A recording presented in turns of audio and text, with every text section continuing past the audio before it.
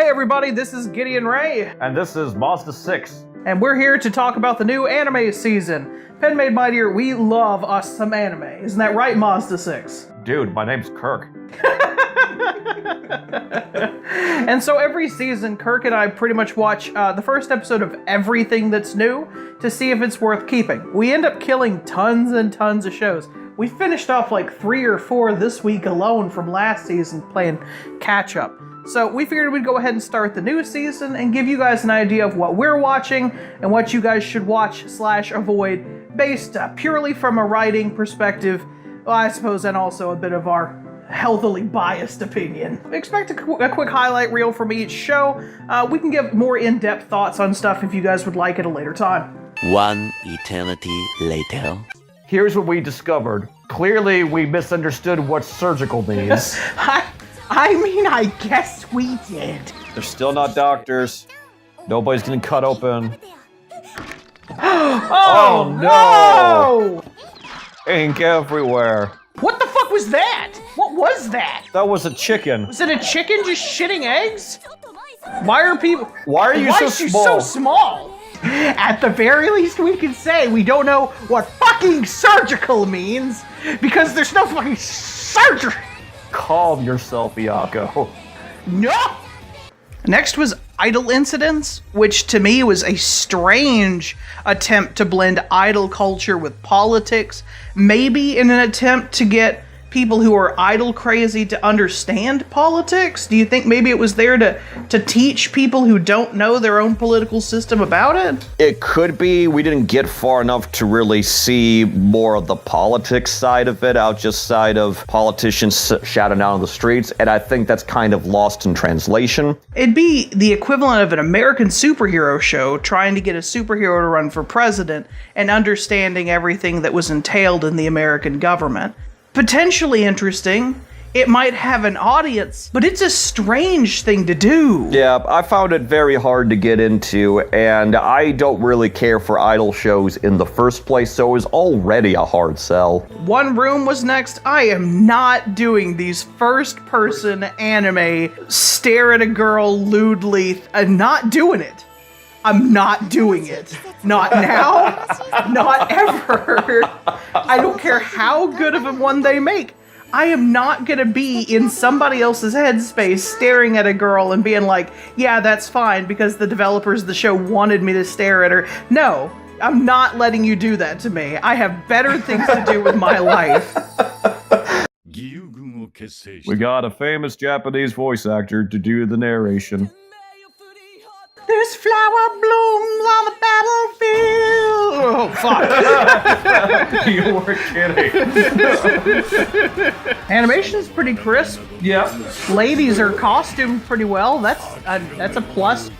Okay, well there goes the female costuming point. Okay, so the Chain Chronicles her book. And the sprite is the girl on her thing. Oh, and no, dumbass. The sprite is the drink in her pocket. I bet you're proud. I am. Must be a king. How can you tell? He hasn't got shit all over him.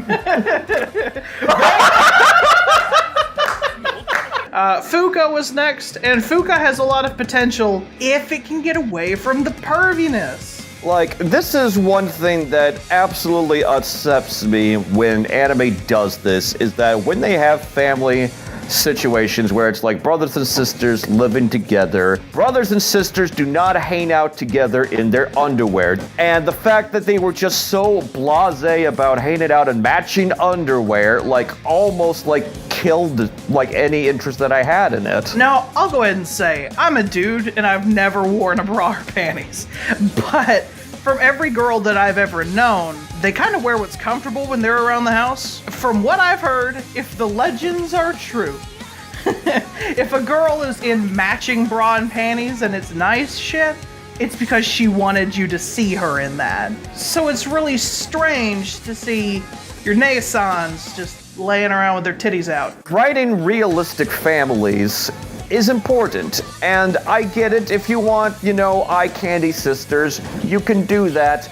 but not proven on their family members. You guys had a really good premise, and especially when you moved away from that in later on in the episode. There was so much heart in the relationship between our two main characters. Right. It's like you don't need sex to sell the show because you already got something pretty solid there. Yeah, because everything else is already interesting. And I keep saying this, if you're a content creator today, if you're telling a story, if you draw an attractive face, the internet will take care of the sex selling for you. Rule 36. 34, Kirk.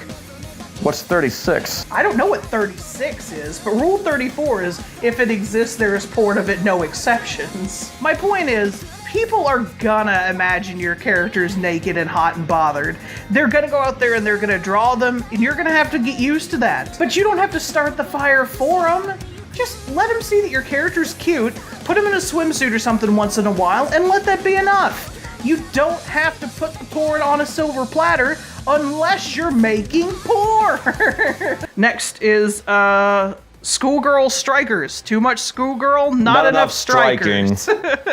The monster design is lazy, and the character design is even more lazy. What? What in the great goofy fuck is that? It looks like a placeholder for an actual monster. I'm fucking perfect. Everyone in my class loves me, and I'm really good at volleyball. Ma'am, that's not how you pronounce volleyball. One of the other reporters just socks and was like, shut the fuck up, she's adorable. What's that? There's teams, and one team is maids, another team is bikinis, and they all are color-coded like Power Rangers. I mean, I love Sentai teams and everything. But that's not transformation, that's palette swapping to... ugh. I'm here for Sentai teams, not hentai teams. That's not funny. Next, handshakers. Is he just standing on her vagina there? You got moving lights at the top of the screen and... Yeah. Someone knows how boobs work. Why are there fireflies in the classroom again? Why? Also, the heavens are fucking crazy. Look at the sky. Oh, ching! Why is that light there? What is with all this J.J. Abrams ass bloom lighting? I remember when my sister totally ate a whole plate of buffalo wings. She had the lava shits for about 3 weeks. And died. Dysentery's a bitch. This ain't the Oregon Trail. This is a different girl. I've seen End of Ava. I know how this works. Shots of self. I hate your jacket. So now let's talk about the shows that we actually enjoyed.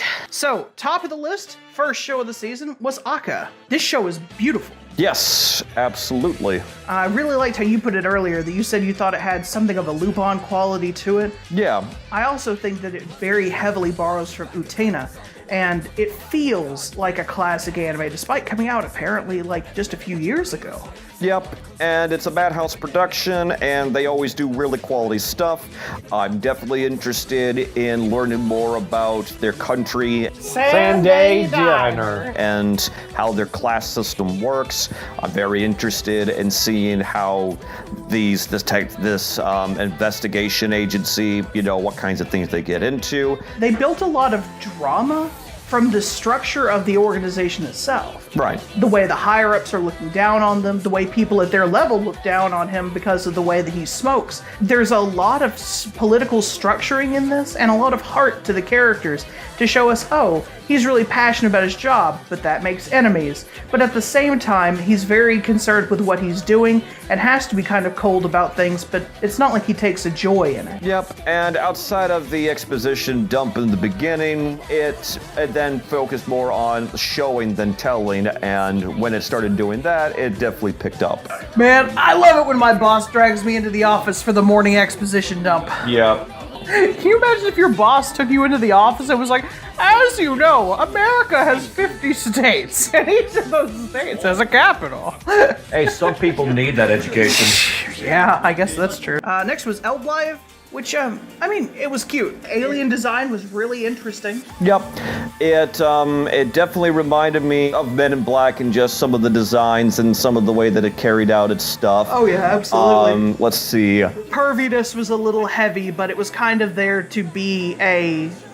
Well, to be a ruse because of how the first episode ended. This is obviously made by people who loved Thousands anime. Yeah. I hate their pants. Oh, yeah. I absolutely hate their pants. Oh, no, absolutely. It's terrible. Lame brick. Lane Brick. My dad's Wow. name was Brick. My mom's name was Concrete. Next, Gabriel Dropout. Oh my God, so funny. One of my shows of the season. And I was out of left field too. Sure, absolutely. I did not expect it.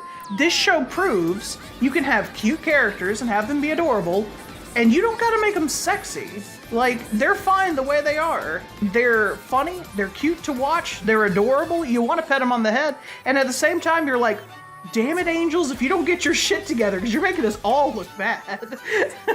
Or like demons. You are way too nice to be demons. I think you need better career paths. Yeah, but they're so sweet. You've got to love that kind of humor. Not to mention like the timing in the show too is So just so on perfect. point. Next, another one out of left field, Grand Blue Fantasy. Like, Now this is how you do a video game anime. Like, oh my god, yes. I mean, a simple setup. Everything makes perfect sense. You can call out the RPG elements straight out of the gate. The character designs are super crisp. Nothing feels like super out of place. The animation is beautiful. No perviness to be found at all, but it's got an epic plot that sells all of its elements in the first few seconds of its story, so that we understand how things are going. Now granted, I mean, there's a couple of tropes that it tripped over just a little bit. Oh, the main character doesn't have any chest armor, how inconvenient. Right, a blue hoodie armor, like. Wearing his armor to chop wood, good thing we ran into trouble, but Yep. if you could forgive those couple little minor things, it's so solid. And the characters have a lot of depth and interesting, heart to them, and I want to see where it goes from here. And it ends on a great cliffhanger to be beyond all that. It's fantastic. So, good for it. And I can't wait to watch more. Next is Interviews with Monster Girls. Probably one of my favorites out of everything that we watched. Yet another example of how you don't have to be pervy in order to sell sweet characters. We focused entirely on the psychology of these characters and how they adapted to this world, which makes it so much more interesting than Monsters Musume to me. I get it, you guys want to jerk off to lamias and stuff, sure, I'm not gonna fault you for it. I'm just saying, I would much rather understand the mind of a girl than the anatomy. But not to mention, this also proves that, you can take a ridiculous concept, and so long as you treat it seriously and actually, put some investment into making sure that, well, A, there's a set of rules that you follow, but also you show how it, works in contrast with the rest of the world, and does just come flat out of the gate and being honest with your intentions, it's gonna actually go a long way. It also shows how getting into the headspace of your characters and understanding their actual rules and limitations can really help you understand them. The succubus in this show doesn't want to be seen as a succubus, and she doesn't want to have a bunch of physical contact. She's scared of it for a reason. It's impressive to see that brought forth and brought into her character's mindset. A lesser show would have forgotten to do that. Next is Masamune Kun's Revenge, which, I don't know, first episode was okay, it wasn't stellar. It's reminiscent of Mean Girls, there's definitely an appeal to watching shitty characters, get up to shenanigans and hopefully be, redeemed. Kind of feels a little Count of Monte Cristo-ish to me. But, I guess that's just the nature of revenge stories. Oh yeah, and it's a baseline of pettiness that may or may not pay off in the end, and who knows, he may come to realize that, hey, it's kind of a shitty thing to do to, get somebody to fall in love with you and then waste their time just because they said something mean to you when you were a kid. I mean, yeah.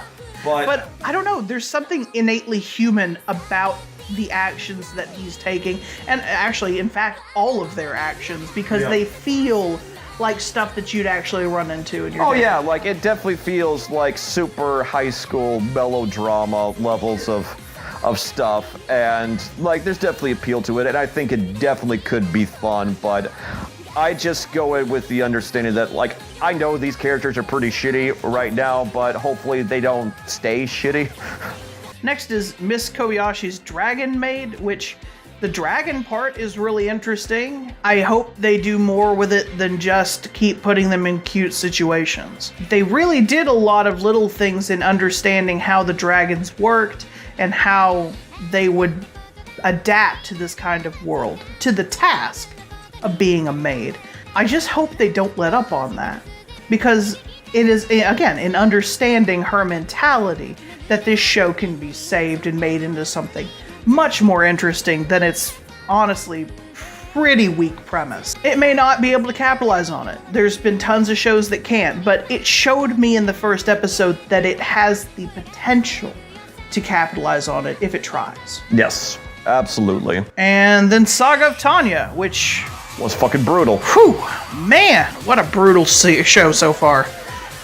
We'll see how the rest of it goes. I will say that I'm very interested in it. It's another amazing show that set up its world in a brilliant and beautiful way, and I really hope that it continues to succeed. Currently, I like the fact that the character is so villainous and just has almost no redeeming qualities other than her sheer amazing skill and power. Right. Like, to me, that could be the hallmark of something truly unique. Yes. And I think that that's what draws me to Saga of Tanya.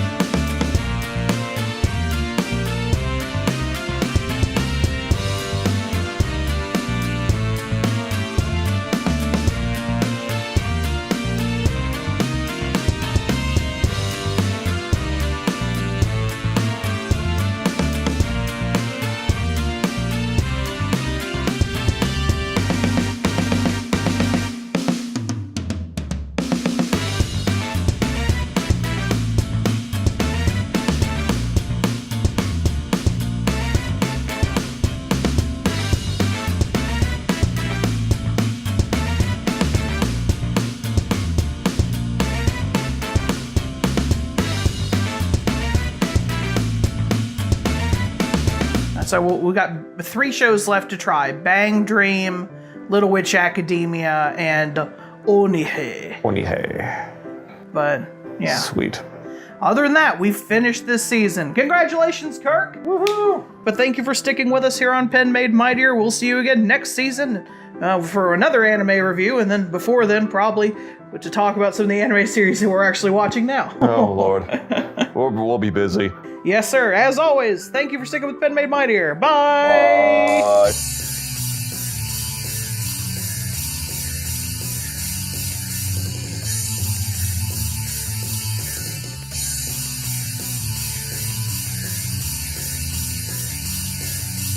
Pen made mightier without royalty.